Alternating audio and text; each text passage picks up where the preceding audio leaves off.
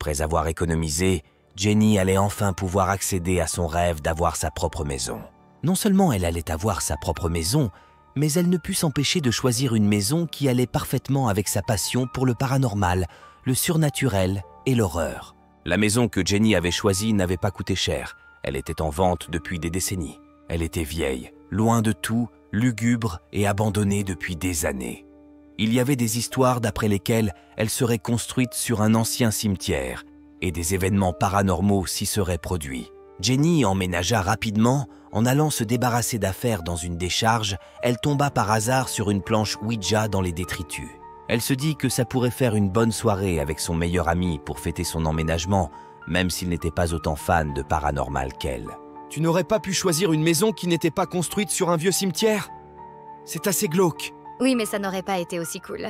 Tu ne vas pas un peu loin dans ton délire de fan d'horreur? Mais non, viens, on va s'amuser ce soir pour fêter ça. Juste tous les deux? Tu as prévu quoi? Invoquer des esprits? De parler avec les morts? Ou les réveiller? Bien vu. À la décharge, j'ai trouvé une planche Ouija. On va parler aux esprits ce soir. T'es sûr que c'est une bonne idée de vouloir jouer à ça dès ta première nuit dans cette maison? Justement, cette maison a tout ce qu'il faut pour que ça marche.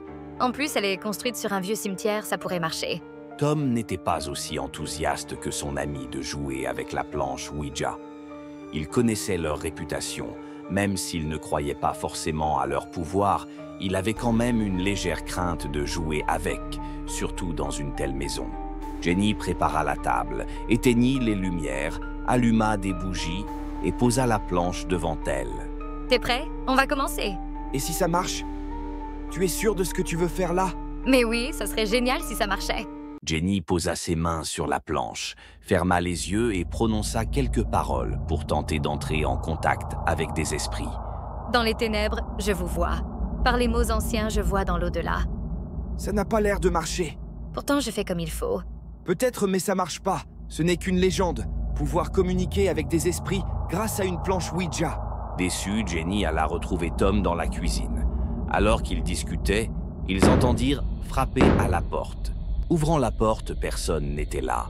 Seul le bruit du vent glacial dans les arbres se faisait entendre. Ils refermèrent la porte et retournèrent dans la cuisine, quand un bruit retentit à l'étage. Tu as entendu ce bruit? On aurait dit qu'une porte se fermait. C'est certainement le vent qui fait craquer le bois de la maison. Alors que les deux amis écoutaient si d'autres bruits se produisirent, un coup de tonnerre violent éclata suivi d'un orage, puis des pas à l'étage. Il y a quelqu'un là-haut? Mais à qui tu parles? Il n'y a personne. Tu as bien entendu que quelqu'un marchait au-dessus? Peut-être que ça a marché avec la planche Ouija. Jenny, excitée par ce qui se passa, retourna sur la planche pour essayer de nouveau de rentrer en contact avec les esprits. Après quelques secondes, un étrange silence régna dans la maison.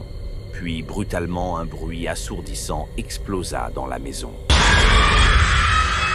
Au pied de l'escalier, Jenny et Tom entendirent une voix provenir de l'étage.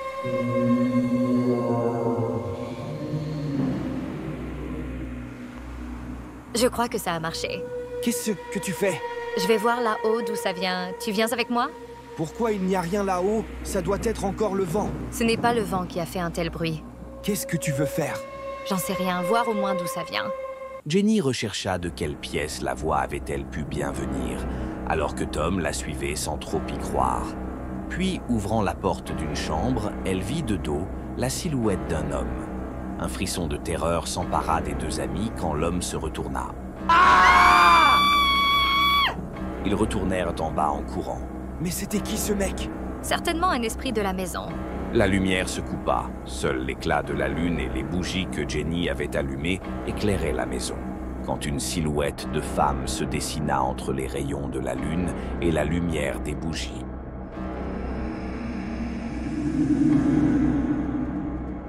Dehors, un orage redoubla d'intensité. Des voix funestes commencèrent à s'élever. La panique commença à gagner les deux amis. Il faudrait que je puisse accéder à la planche de Ouija. Je pourrais peut-être les faire disparaître en récitant une formule. Tu sais comment faire? Non, mais je ne savais pas non plus comment les faire apparaître. Et la formule que tu récitais? C'était juste une formule que j'ai prise au hasard dans un bouquin qui parlait de spiritisme. Tu ne sais pas comment les faire disparaître? Non. Dépêche-toi, on va faire le tour pour la contourner.